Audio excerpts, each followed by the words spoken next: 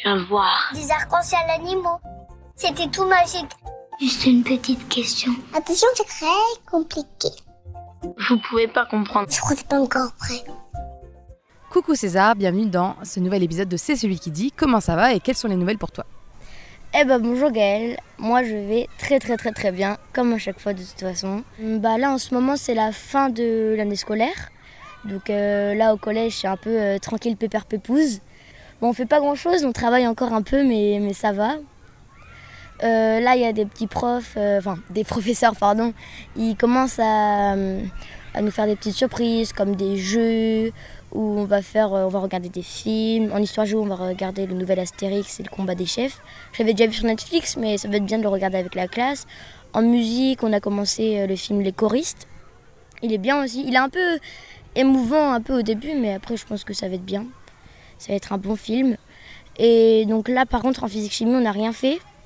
Parce que on avait, avec tous les jours fériés, comme on fait physique-chimie que le jeudi, on avait beaucoup de séances à rattraper. Et donc on n'a pas fait de jeu et tout, mais elle est quand même trop gentille cette professeuse. Donc ouais, ça va être une bonne fin d'année. En plus il y a la fête des talents qui arrive très vite. En fait avec notre classe, depuis le début de l'année, on a un projet, c'est le projet Batucada, parce que notre prof principale c'est une professeuse d'espagnol. Donc nous ce qu'on va faire à la fête des talents, c'est qu'on va faire l'ouverture et peut-être des petits passages entre deux. Ouais, ça va être trop bien. C'est vraiment de la musique, vraiment de la vraie batucada comme on entend, avec une vraie musique qu'on a créée, un vrai rythme, un vrai tempo et tout ça. On a des mots-clés à chaque fois à dire en espagnol, comme Yamada ou des choses comme ça, qui nous disent que par exemple là c'est le groupe 1, ou que là on va refaire un final ou tout ça. Donc ce sera toute la journée, ça va être trop bien, on va rien faire. Même je crois on arrive sans cartable parce que c'est le repos de l'année, quoi. C'est pour nous féliciter de cette grande année qu'on a eue. Première année au collège, notre première année de 6e, qui s'est merveilleusement bien passée. Ça a été incroyable.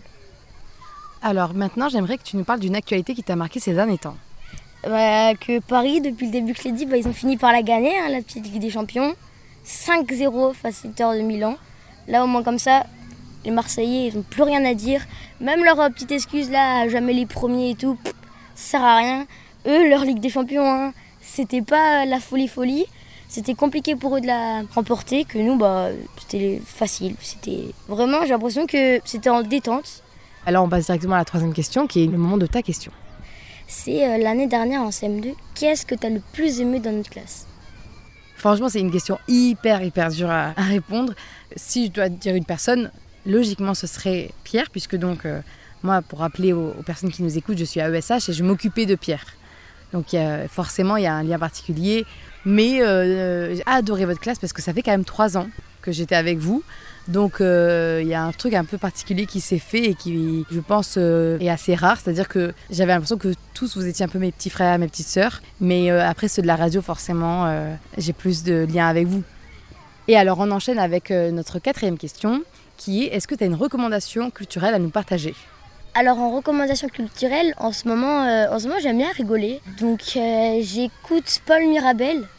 Vraiment je l'adore, il est trop drôle parce qu'il est tout calme, tout posé, mais il te sort des choses, des fois, c'est des choses, il les sort au feeling comme ça d'un coup. C'est trop drôle, je l'adore. Qu'est-ce que tu as hâte de faire bientôt ? J'ai hâte de manger, mais ça c'est pas un truc. Mais j'ai hâte, c'est de la fête des talents. Notre dernière question aujourd'hui un peu spéciale parce que c'est notre dernier épisode. Qu'est-ce que tu as pensé un peu de la radio cette année ? Est-ce que tu peux nous faire en fait un bilan ?